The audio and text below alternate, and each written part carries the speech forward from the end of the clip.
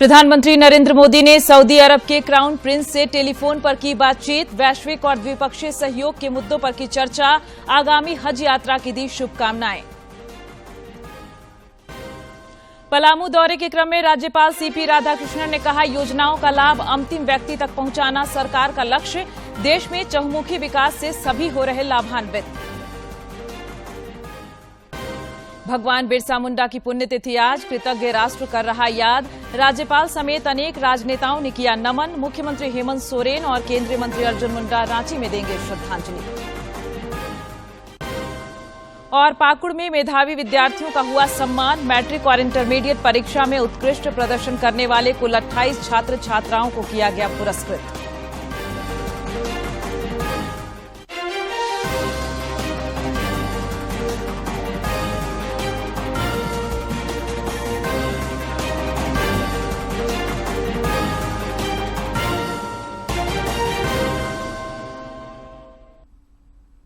नमस्कार, खबरें झारखंड में आपका स्वागत है। मैं हूं प्रियंका और अब समाचार विस्तार से। प्रधानमंत्री नरेंद्र मोदी और सऊदी अरब के युवराज तथा प्रधानमंत्री मोहम्मद बिन सलमान बिन अब्दुल अजीज अल सऊद ने कल टेलीफोन पर हुई बातचीत में द्विपक्षीय संबंधों की समीक्षा की। बातचीत के दौरान संपर्क, ऊर्जा और रक्षा सहयोग बढ़ाने के उपायों पर विचार विमर्श हुआ। दोनों नेताओं ने परस्पर हित के बहुपक्षीय तथा वैश्विक मुद्दों पर विचार विमर्श किया। के कई मुद्दों की समीक्षा की। पीएम ने इस बातचीत के बाद एक ट्वीट किया और बताया कि इस दौरान कनेक्टिविटी, ऊर्जा, रक्षा, व्यापार और निवेश में संबंधों को बढ़ावा देने पर चर्चा की गई और क्षेत्रीय और वैश्विक मुद्दों पर विचारों का आदान प्रदान किया। प्रधानमंत्री ने अप्रैल 2023 में जेद्दा के रास्ते सूडान में भारतीय नागरिकों की निकासी के दौरान सऊदी अरब के समर्थन के लिए क्राउन प्रिंस मोहम्मद बिन सलमान को धन्यवाद दिया। उन्होंने आगामी हज यात्रा के लिए अपनी शुभकामनाएं भी दी।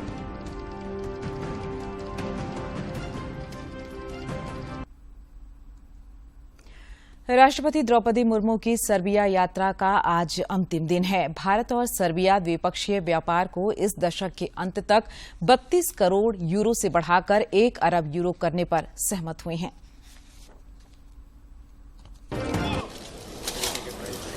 सर्बिया की यात्रा पर पहुंची राष्ट्रपति द्रौपदी मुर्मू का राजधानी बेलग्रेड में औपचारिक स्वागत किया गया। उनके सम्मान में उन्हें गार्ड ऑफ ऑनर दिया गया। इस मौके पर सर्बिया के राष्ट्रपति अलेक्जेंडर वुकिक भी मौजूद रहे। ये किसी भी भारतीय राष्ट्रपति की पहली सर्बिया यात्रा है। बाद में राष्ट्रपति द्रौपदी मुर्मू ने अपने सर्बिया के समकक्ष अलेक्जेंडर वुकिक के साथ प्रतिनिधि मंडल स्तर की बातचीत की। राष्ट्रपति ने कहा कि दोनों देशों के बीच द्विपक्षीय संबंधों के सभी महत्वपूर्ण पहलुओं और समान हित के वैश्विक और क्षेत्रीय मुद्दों पर राष्ट्रपति वुकिक के साथ रचनात्मक और सार्थक बैठक हुई।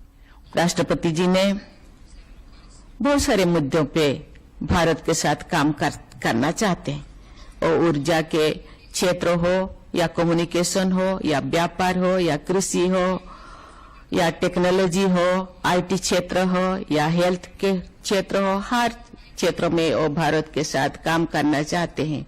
हम भी हर सर्बिया भारत का पारंपरिक मित्र है, इसीलिए उनके साथ काम करने के लिए हम भी उत्सुक हैं। राष्ट्रपति ने भारत सर्बिया व्यापार मंच को भी संबोधित किया। अपने संबोधन में राष्ट्रपति ने कहा कि भारतीय अर्थव्यवस्था लगातार अच्छा प्रदर्शन कर रही है और आज दुनिया की सबसे तेजी से बढ़ती प्रमुख अर्थव्यवस्थाओं में से एक है। ये 5वीं सबसे बड़ी अर्थव्यवस्था है और इस दशक के अंत से पहले तीसरी सबसे बड़ी बनने की राह पर है। उन्होंने कहा कि भारत सर्बिया के बीच व्यापार और निवेश की असीम सामर्थ्य है।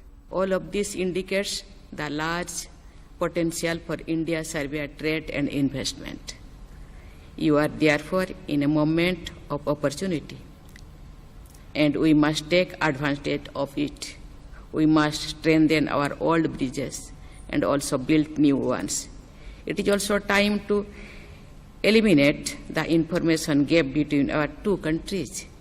A better understanding of each other's capabilities will help us to discover cost-effective alternate supply sources to meet our requirements. We must have more frequent trade and business interaction like today. अपने दौरे के दूसरे दिन राष्ट्रपति द्रौपदी मुर्मू ने Serbia के प्रधानमंत्री एना ब्रनाबिक से मुलाकात की। उन्होंने नेशनल असेंबली के अध्यक्ष व्लादिमीर ऑर्लिक से भी भेंट की। बाद में राष्ट्रपति ने अज्ञात योद्धाओं की कब्र पर श्रद्धांजलि अर्पित की। दोनों देशों के संबंधों को आखिर किस तरीके से बेहतर बनाए, इस पर बातचीत की। राष्ट्रपति मुर्मू ने कहा कि भारत और सर्बिया न केवल इंफॉर्मेशन टेक्नोलॉजी, एग्रीकल्चर, बल्कि पीपल टू पीपल कांटेक्ट में भी बेहतर संबंधों के आधार पर आगे बढ़ सकते हैं। कैमरामैन एम ए खान के साथ Sudhir Yadav, DD news, Belgrade. राज्यपाल सीपी राधाकृष्णन के पलामू प्रमंडल दौरे का आज दूसरा दिन है। राज्यपाल ने आज पलामू परिसदन में कुछ लाभार्थियों के बीच विभिन्न कल्याणकारी योजनाओं से संबंधित स्वीकृति पत्र और लाभ का वितरण किया। इससे पहले राज्यपाल ने कल लातेहार और पलामू में विभिन्न कार्यक्रमों में शिरकत की तथा स्थानीय लोगों से संवाद किया। उन्होंने जोर देकर कहा कि योजनाओं का लाभ अंतिम व्यक्ति तक पहुंचाना सरकार का लक्ष्य है। देश में चहुमुखी विकास से सभी लाभान्वित हो रहे हैं।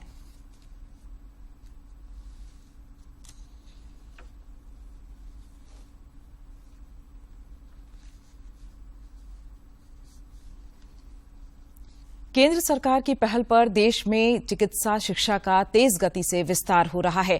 देश में मेडिकल सीटों का आंकड़ा 1,07,000 को पार कर गया है। डॉक्टर मनसुख मांडविया ने कहा कि इस साल 8,195 एमबीबीएस अंडर ग्रेजुएट सीटें बढ़ाई गई हैं। डॉक्टर मांडविया ने कहा कि इस साल 30 सरकारी और 20 निजी कॉलेजों सहित 50 मेडिकल कॉलेजेस बढ़ाए गए हैं।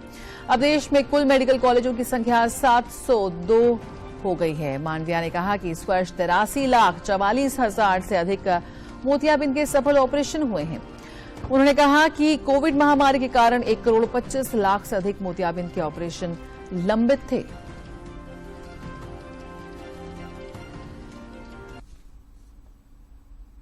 गिरिडीह के स्थानीय बर्णवाल धर्मशाला में 13 जून को आयोजित होने वाले संयुक्त मोर्चा सम्मेलन की तैयारी को लेकर नए परिसदन भवन में भाजपा जिलाध्यक्ष महादेव दुबे की अध्यक्षता में बैठक हुई। गिरिडीह में भाजपा संयुक्त मोर्चा सम्मेलन की तैयारी के सिलसिले में भाजपा जिलाध्यक्ष महादेव दुबे की अध्यक्षता में हुई बैठक में विविध विषयों पर चर्चा हुई और लोगों को अलग अलग जिम्मेदारी सौंपी गई। बैठक के बाद पूर्व विधायक निर्भय कुमार शहबादी ने बताया कि सभी 7 मोर्चा के संयुक्त सम्मेलन में प्रदेश के कई वरिष्ठ नेता शिरकत करेंगे। जिला अध्यक्ष श्रीमती संगीता सेठ जी कर रहे हैं। इसी निमित्त हम लोग यहाँ पर उपस्थित थे कि 13 तारीख को सभी मोर्चा के अध्यक्ष और अपने पूरे टीम के साथ बर्णवाल धर्मशाला में पहुंचे और पार्टी के कार्यक्रम को सफल बनावें।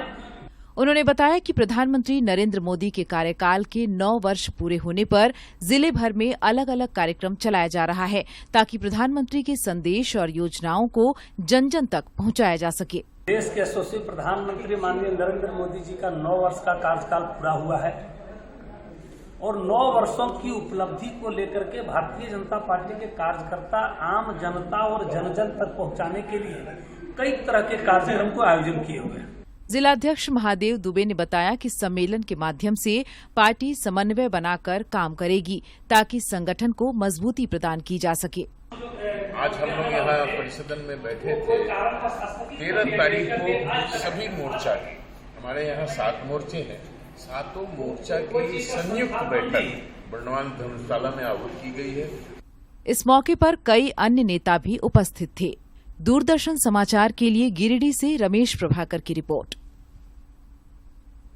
धरती आबा भगवान बिरसा मुंडा की आज पुण्यतिथि मनाई जा रही है और कृतज्ञ राष्ट्र उनके योगदान को याद कर रहा है।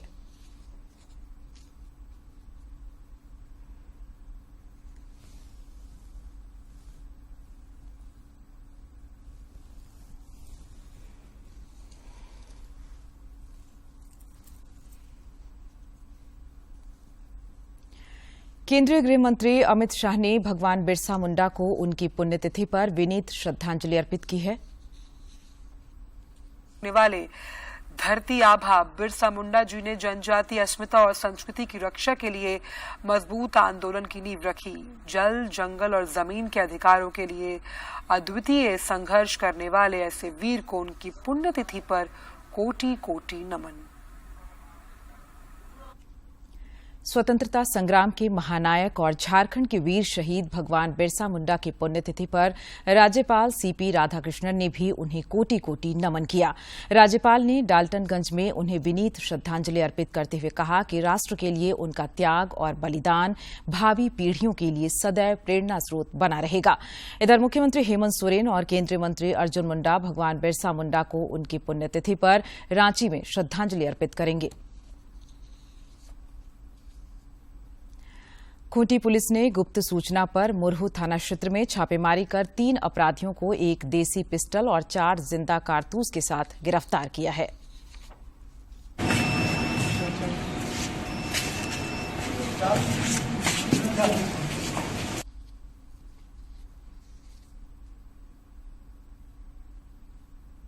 सरकार से सहयोग और प्रोत्साहन पाकर रांची जिला अंतर्गत ओरमांझी प्रखंड के किसान बालकिशोर मुंडा बंजर पड़ी भूमि में आम की बागवानी कर सोना उगलवाने जैसी कहावत को चरितार्थ कर रहे हैं।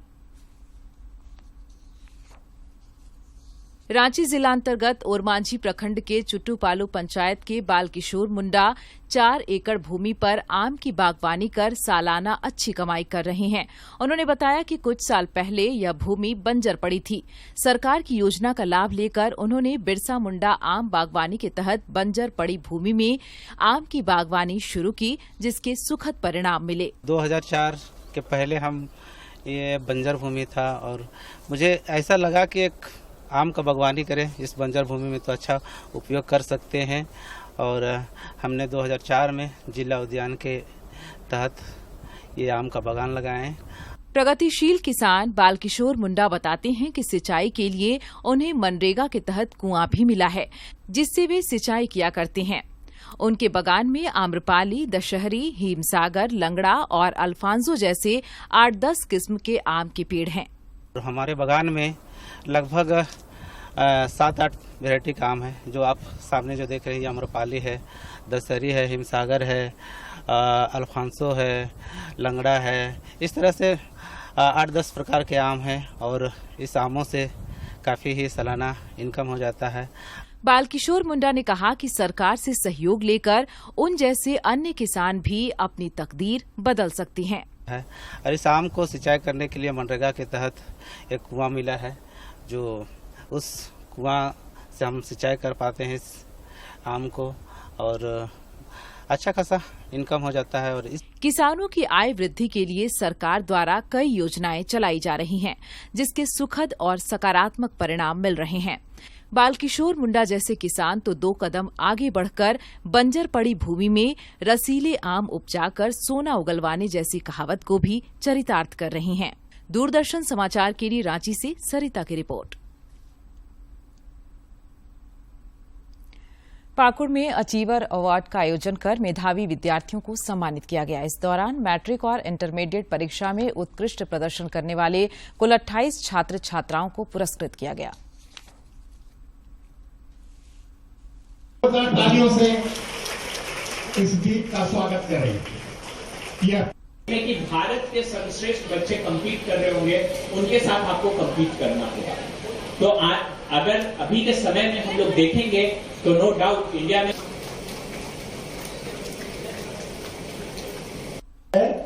और नौजवानों को मुफ्त में टोटली मेरे माता पिता मुझ पर गर्वित हैं एवं मैं इस सफलता का श्रेय अपने माता पिता, मेरे पूरे परिवार एवं अपने सभी शिक्षकगण को देना चाहता हूं, जिनकी बदौलत मेरा इतना अच्छा परसेंटेज आया।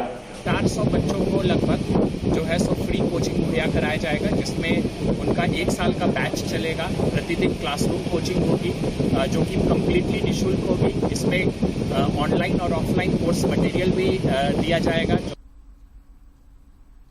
और अब कुछ खबर राज्य के विभिन्न जिलों से।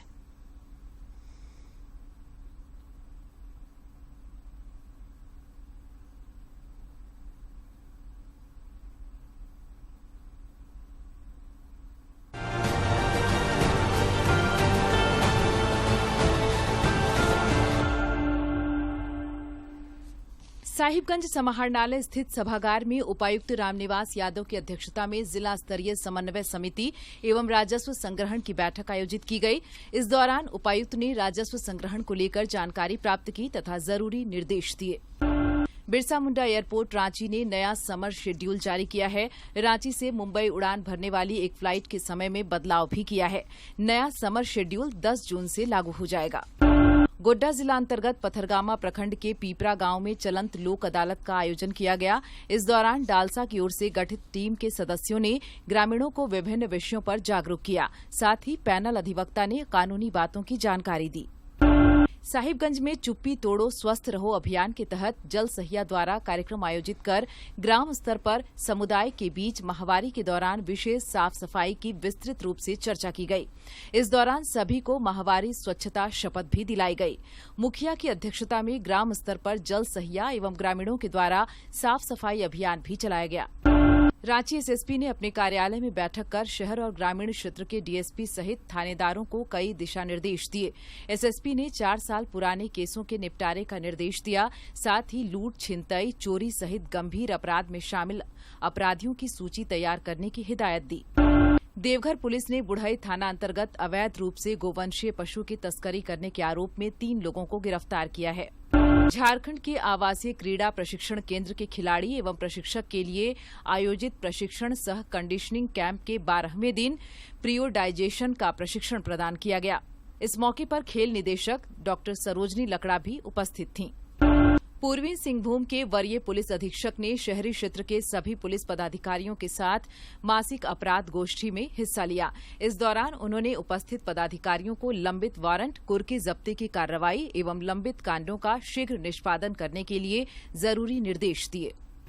देवघर उपायुक्त ने राजकीय श्रावणी मेला की तैयारियों को लेकर किए जा रहे कार्यों की समीक्षा की। इस दौरान उपायुक्त ने मेला क्षेत्र में स्वच्छता के अलावा शिवगंगा की साफ सफाई को लेकर आवश्यक निर्देश दिए। उन्होंने बाबा मंदिर प्रांगण स्थित 22 मंदिरों के अलावा संपूर्ण मेला क्षेत्र और कांवड़िया पथ की विद्युत व्यवस्था को सुनिश्चित करने के साथ वैकल्पिक प्रकाश व्यवस्था को बेहतर करते हुए सुदृढ़ करने की हिदायत दी। सावित्रीबाई फूले किशोरी समृद्धि योजना से अनाच्छादित बालिकाओं को योजना का लाभ दिलाने के लिए पूर्वी सिंहभूम जिले के सभी केजीबीवी, झारखंड बालिका आवासीय विद्यालय एवं एनएससीबी आवासीय विद्यालय में 12 जून को सुबह 8 बजे से 4 बजे तक एक दिवसीय कैंप का आयोजन किया जाएगा।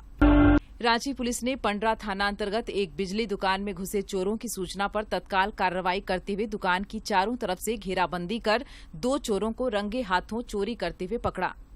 रांची में स्वास्थ्य मंत्री बन्ना गुप्ता की अध्यक्षता में फाइलेरिया और कालाजार उन्मूलन पर परिचर्चा का आयोजन हुआ। स्वास्थ्य मंत्री ने इस दौरान अपने संबोधन में फाइलेरिया और कालाजार उन्मूलन में जनप्रतिनिधियों की भागीदारी पर बल दिया। इस परिचर्चा में कृषि मंत्री बादल, विधायक अमित मंडल और विधायक रामचंद्र सिंह ने भी अपने विचार रखे।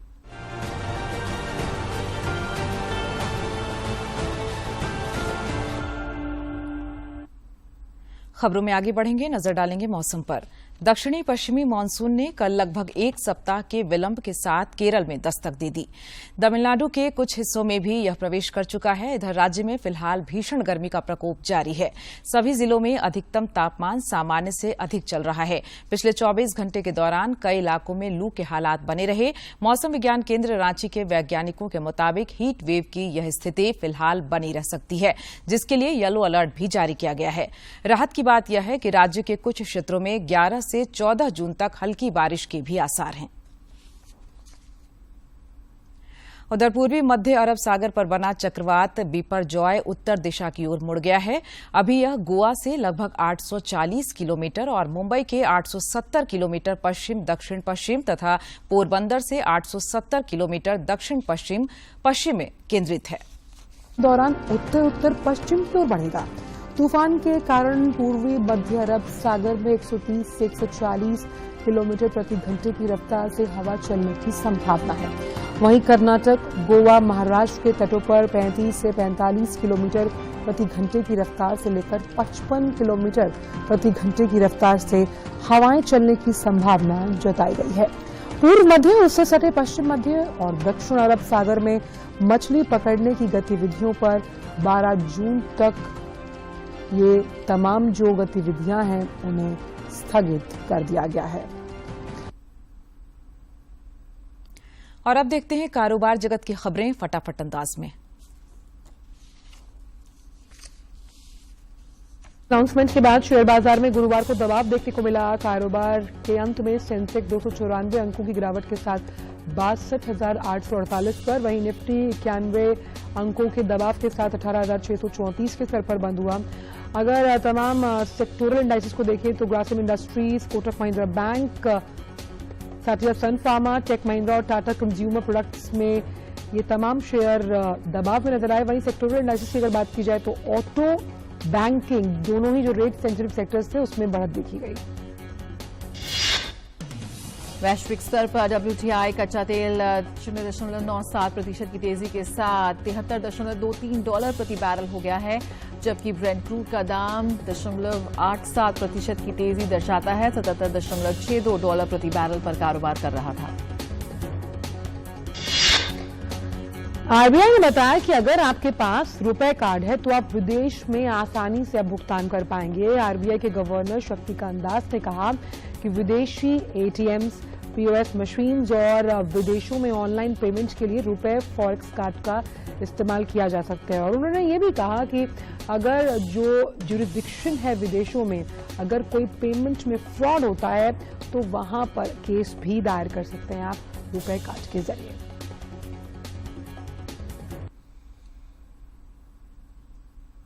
और अब खबर खेल जगत से। ओवल में खेले जा रहे विश्व टेस्ट चैंपियनशिप के फाइनल का आज तीसरा दिन है। भारत ने कल दूसरे दिन अपने पहली पारी में 5 विकेट के नुकसान पर 151 रन बना लिए थे। टीम इंडिया ऑस्ट्रेलिया की पहली पारी की तुलना में अभी भी 318 रन से पीछे है। भारत की शुरुआत खराब रही और रोहित शर्मा और शुभमन गिल सस्ते में पेविलियन लौट गए। चेतेश्वर पुजारा भी कुछ खास नहीं कर सके। विराट कोहली 14 रन बनाकर मिशेल स्टॉक का शिकार बने। इसके बाद अजिंक्य रहाणे और रविंद्र जडेजा के बीच अच्छी साझेदारी देखने को मिली, लेकिन जडेजा के आउट होते ही ये उम्मीद भी टूट गई। दिन का खेल खत्म होने तक अजिंक्य रहाणे 29 और भारत 5 रन बनाकर क्रीज पर मौजूद है। भारत अभी भी ऑस्ट्रेलिया की पहली पारी के स्कोर से 318 रन पीछे है। इससे पहले ऑस्ट्रेलिया की पहली पारी 469 रन पर सिमटी। ऑस्ट्रेलिया की ओर से स्टीवन स्मिथ और ट्रेविस हेड ने शतकीय पारी खेली। स्पेशल ओलंपिक के सिलसिले में दिल्ली में कल सेंड ऑफ सेरेमनी का आयोजन हुआ। इस दौरान केंद्रीय मंत्री अनुराग सिंह ठाकुर ने खिलाड़ियों की हौसला अफजाई की। सेरेमनी आयोजित हुई जिसमें खेल मंत्री अनुराग सिंह ठाकुर ने भी शिरकत की। खेल मंत्री ने खिलाड़ियोयों का हौसला बढ़ाया और कहा कि उन्हें यकीन है कि इस बार खिलाड़ी पिछली बार से ज्यादा पदक जीतने में सफल होंगे। इन खेलों में भारत की ओर से 198 एथलीट्स भाग लेंगे जो 16 स्पर्धाओं में अपना दमखम दिखाएंगे। रिप्रेजेंट करना ही एक अपने आप में बहुत बड़ी उपलब्धि है। तो जितने खिलाड़ी यहां पर बैठे, मैं आपसे कहना चाहता हूं, कोई दबाव ना लेकर जाएं। आप अपना 100% दीजिए।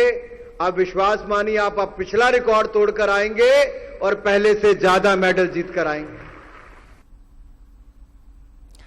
मिस वर्ल्ड स्पर्धा का 71वां संस्करण भारत में आयोजित होगा। मिस इंडिया सिनी शेट्टी ने इस पर प्रसन्नता जताई है। उन्होंने बताया कि इस स्पर्धा में 140 देशों की प्रतिभागी हिस्सा लेंगी। सिनी शेट्टी और फेमिना मिस इंडिया वर्ल्ड 2023 इस प्रतियोगिता में भारत का रिप्रेजेंटेशन करने वाली हैं।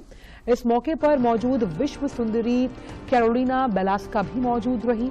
उन्होंने कहा, भारत पूरी दुनिया में अपने आतिथ्य के लिए जाना जाता है और इस बार भी उनके पास भारत की विविधता भरी संस्कृति को दुनिया के सामने लाने का अवसर मौजूद होगा। भारत का प्रतिनिधित्व करने जा रही मिस इंडिया वर्ल्ड सिनी शेट्टी की क्या उम्मीदें हैं, इस पर उनसे खास बात की हमारी संवाददाता रजनी सेन।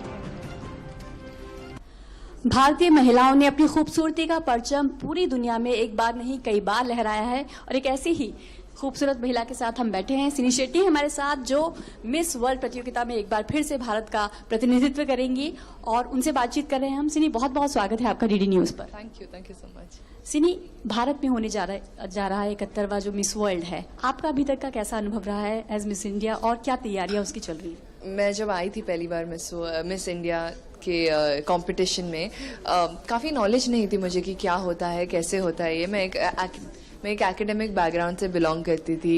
मैं accounts and finance with marketing कर रही थी। बट जब मैंने ये मिस इंडिया का प्लेटफॉर्म देखा तब पता चला कि जीवन में एक पर्पस होना चाहिए, जीवन में एक ऐसी देने की, दुनिया को वापस देने की एक बात होनी चाहिए, और वो मुझे सीख मिली थी यहाँ से। मेरा सफ़र काफ़ी ही अच्छा था। मैं बहुत सारे लोगों से मिली, बहुत ही लोगों से सीखी हूँ, कुछ लोगों को दिया है, कुछ लोगों से कुछ पाया है। और मिस वर्ल्ड के लिए मैं काफ़ी एक्साइटेड हूँ क्योंकि 140 देशों से यहाँ पर उनके रिप्रेजेंटेटिव्स आने वाले हैं और उनको ये बताने के लिए भारत क्या है, भारत के वैल्यूज़ क्या है, उनकी वहाँ की जगह क्या है, उन्हें वहाँ घुमाने का पूरा जिम्मेदारी हम पे आता है क्योंकि हम होस्ट डेलीगेट हैं। तो मैं काफ़ी एक्साइटेड हूँ। जब हम बात करते हैं भारतीय महिलाओं की तो सुधा मूर्ति हमारे पास। और अब स्वास्थ्य से जुड़ी खबरें। योगाभ्यास स्वास्थ्य के लिए हर चीज में हितकारी है। इसके अभ्यास से अनिद्रा और अवसाद जैसी समस्याओं को भी दूर किया जा सकता है। देखिए ये वीडियो। मैं हूं आचार्य प्रतिष्ठा। स्वास्थ्य पर हम सभी का समान अधिकार है और सौंदर्य पर भी हम सभी का समान अधिकार है। चाहे महिलाएं हैं या पुरुष भाई, हर कोई चाहता है, बच्चे बूढ़े सब चाहते हैं कि हम सुंदर दिखें, हम खूबसूरत लगें, और उसके लिए हम कई बार बहुत सारे आर्टिफिशियल कॉस्मेटिक्स भी यूज करते हैं। पर क्या आप जानते हैं कि अगर आप नियमित रूप से योग साधना करें, आपके भीतर की ऊर्जा आपकी त्वचा पर दिखने लगती है। आपको कोई आर्टिफिशियल मेकअप लगाने की जरूरत नहीं, आप दमकने लगते हैं। हमारी एनर्जीज को फेस की तरफ, खास तौर पर स्किन की तरफ लाने का काम करती है योनि मुद्रा। योनि मुद्रा का अभ्यास कैसे करते हैं ये हम आज के एपिसोड में जानेंगे। ध्यान से देखिए, समझिए और इसका नियमित अभ्यास कीजिए। अगर आपको हृदय रोग है या आपको श्वास से जुड़ा हुआ रोग है, यानी अस्थमा या ब्रोंकाइटिस, तो आप इसका अभ्यास न करें। बाकी सभी इसका अभ्यास आसानी से कर सकते हैं। सबसे पहले इसी आसन में अपने कंफर्टेबली बैठेंगे, अपनी जीभ का पाइप बना लेंगे इस तरह से। इस पाइप से सांस लेना है। आप में से बहुत सारे दर्शकों को लगेगा अरे हमारा तो पाइप ही नहीं बन रहा है, तो क्या करें? कोई बात नहीं, जितना इजीली कर सकते हैं। याद रखें, योग मजा है, सजा नहीं है, तो अपने साथ ज्यादती हमको बिल्कुल नहीं करनी। तो इस स्थिति में आना और इस पाइप से सांस लेकर गालों में हवा को भर लेंगे और फिर अपने अंगूठे से नाक को बंद करेंगे। सारी उंगलियों को एक दूसरे के साथ लगा देंगे और गर्दन को आगे की ओर झुका लेंगे। एक बार पूरा देखिए कैसे करना है।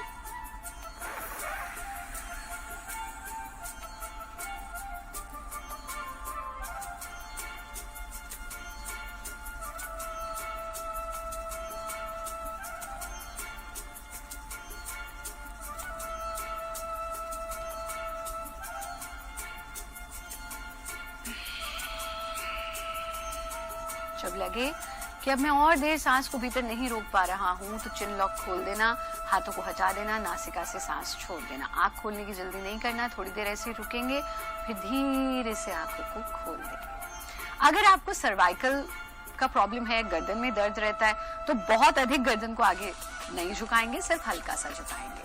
बस योनि मुद्रा का अभ्यास। और अब अंत में मुख्य समाचार एक बार फिर।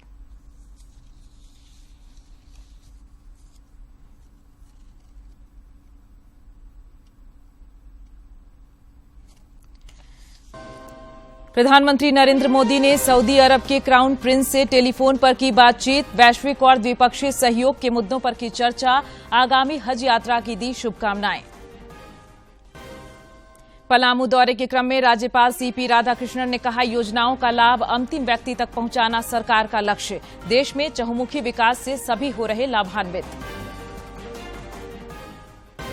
भगवान बिरसा मुंडा की पुण्यतिथि आज, कृतज्ञ राष्ट्र कर रहा याद। राज्यपाल समेत अनेक नेताओं ने किया नमन। मुख्यमंत्री हेमंत सोरेन और केंद्रीय मंत्री अर्जुन मुंडा रांची में देंगे श्रद्धांजलि।